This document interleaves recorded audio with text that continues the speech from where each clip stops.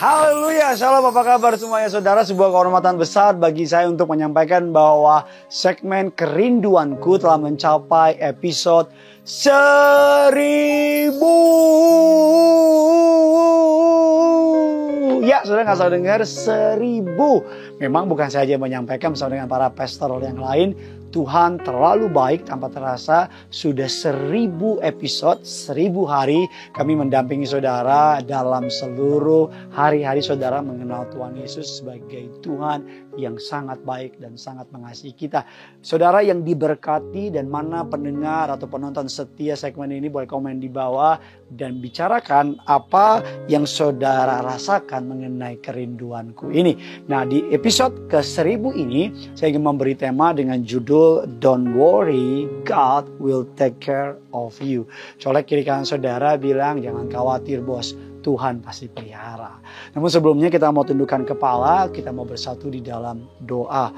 Tuhan Yesus, kami bersyukur sudah 1000 episode kami melayani umat-Mu. Berkati di episode yang ke-1000 ini biar kami boleh semakin jadi berkat, dan melalui segmen kerinduanku, melalui gereja kerinduanku, nama Tuhan Yesus dipermuliakan. Setiap kita yang siap diberkati, sama-sama kita katakan amin. Tidak ada yang pernah berpikir bahwa dari segmen kerinduanku menjadi sebuah gereja yang Tuhan berkenan atasnya, gereja kerinduanku. Hari ini temanya adalah Don't worry, God will take care of you. Jangan khawatir, Tuhan akan memelihara kamu.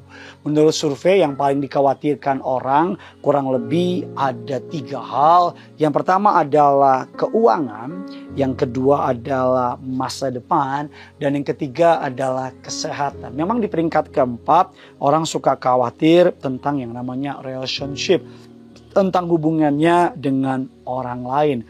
Mungkin saudara berkata sama saya, Pak Pendeta, saya bukan khawatir, tapi saya memikirkan bagaimana masa depan anak-anak saya atau masa depan saya. Ada perbedaan yang besar antara concern sama worry. Kalau concern itu Bapak, Ibu, saudara dan saya mempersiapkan. Tapi kalau worry menakutkan, membuat kita takut, membuat kita khawatir. Firman Allah bilang demikian. Matius 6 ayat yang ke-25 dikatakan demikian, Bapak Ibu, karena itu aku berkata kepadamu, jangan khawatir akan hidupmu, akan apa yang hendak kamu makan atau minum, dan jangan khawatir pula akan tubuhmu, akan apa yang hendak kamu pakai. Bukankah hidup itu lebih penting daripada makanan, dan tubuh itu lebih penting daripada pakaian? Ayat yang ke-26, pandanglah burung-burung di langit yang tidak menabur dan tidak menuai dan tidak mengumpulkan bekal dalam lumbung, namun diberi makan oleh Bapamu yang di surga. Bukankah kamu melebihi burung-burung itu? Bilang kiri kanan saudara, kamu melebihi burung-burung itu. Bagaimana supaya hidup kita tidak khawatir? Bagaimana supaya kita bisa menjadi pemenang? Yang pertama, Alkitab mengatakan kata kuncinya adalah kamu lebih daripada burung-burung itu. Apa artinya? Pegang janji-janji Tuhan dalam hidup saudara. Alkitab mengatakan bahwa janji Tuhan adalah janji yang pasti akan digenapi. Kita mengatakan bahwa ketika Allah berjanji, Allah tidak pernah mengingkari janjinya. Langit dan bumi akan berlalu, tapi firman Allah tinggal tetap.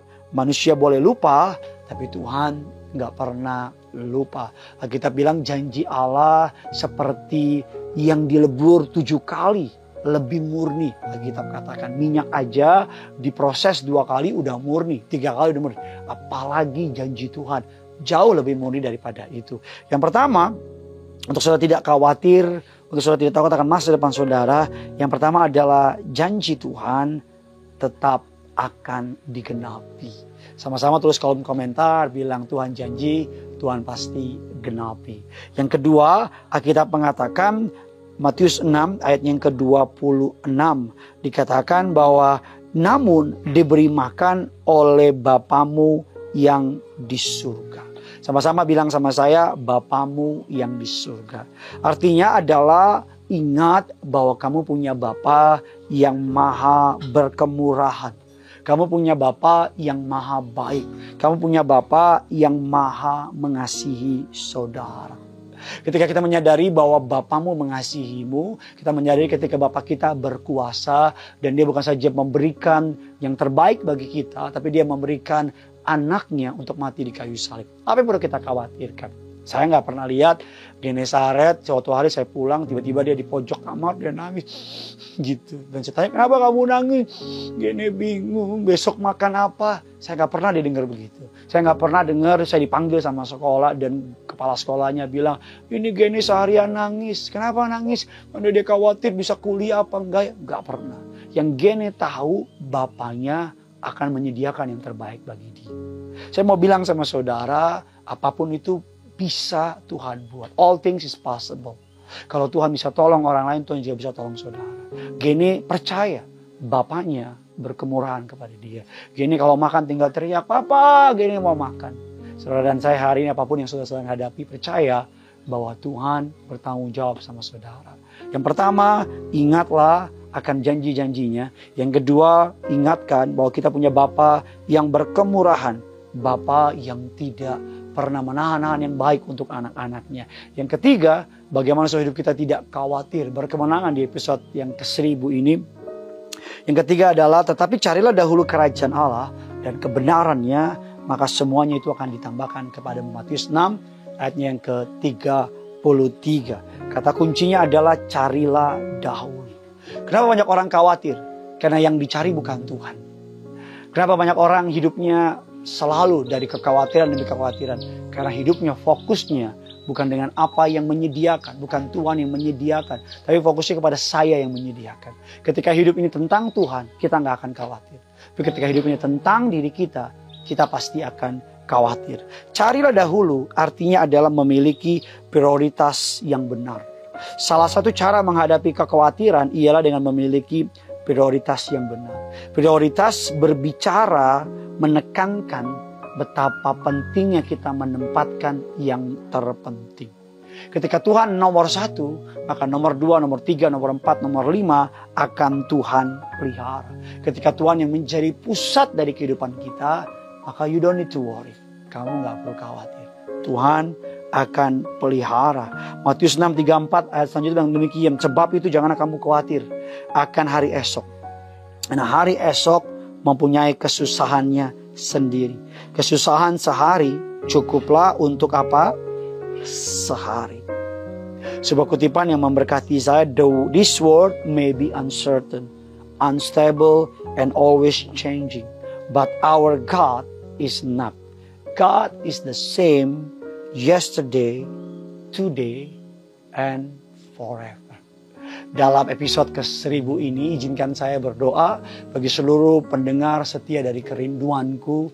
Saudara, apapun yang saudara sedang khawatirkan, apapun yang saudara sedang hadapi, apapun yang saudara sedang gumulkan, tulis kolom komentar di bawah.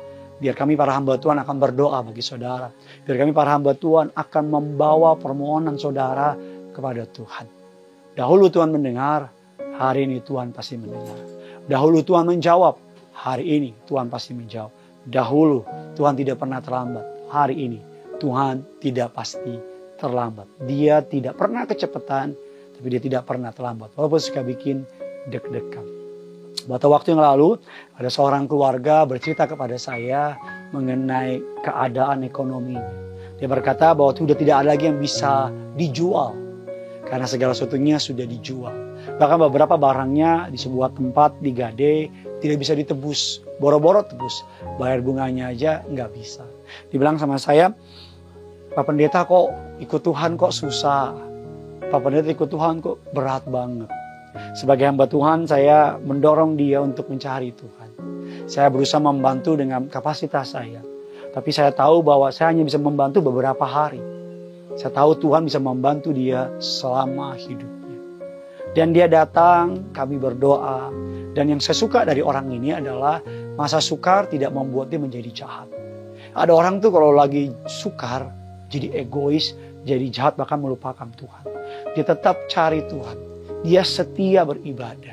Bahkan beberapa kali dia cerita sama saya, Pak Pendeta, saya streaming dulu ya, karena mau ke gereja nggak ada ongkosnya.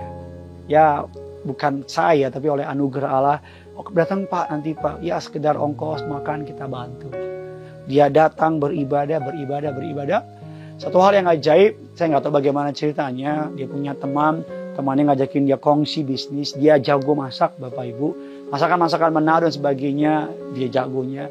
Dia mulai masa kecil-kecil, temannya suka, temannya tawarin dia modal. Dan hari ini puji Tuhan, dia sudah bisa berdiri kakinya sendiri. Walaupun masih ya kecil-kecilan, catering demi catering. Tapi saya mau bilang sama saudara, pelan tapi pasti Tuhan mulai pulihkan hidupnya. Apa yang mau saya bilang sama saudara? Dengan caranya yang ajaib, dengan petunjuknya yang indah, Tuhan akan tolong saudara dan saya. Saya berdoa kiranya firman ini boleh menjadi berkat bagi saudara. Dari Bukit Sentul ini di Desa Pelangi, agar janji Tuhan seperti pelangi menyinari hidup saudara. Mungkin hari ini saudara sedang menghadapi badai. Mungkin saudara baru menghadapi hujan besar. Tapi kiranya setelah hujan besar ada pelangi yang indah yang akan menyertai hidup saudara dan saya. Mari sama-sama kita mau tundukkan kepala kita, mau bersatu dalam doa. Kami bersyukur untuk anugerah-Mu Tuhan. Kami berdoa dalam nama Tuhan Yesus. Berkati setiap mereka yang sedang menghadapi masa sukar. Kiranya Tuhan yang memberkati hidup mereka. Engkaulah Yehova Jireh. Engkau yang menyediakan keperluan umat. Hamba berdoa dalam nama Tuhan Yesus. Setiap kami semuanya terpelihara sempurna. Dalam nama Tuhan Yesus kami berdoa. Amin. Bagikan kabar baik ini kepada seluruh yang saudara kenal. And always remember this. Yang punya surga, praise in love with you. Sampai jumpa di episode berikutnya. Bye-bye.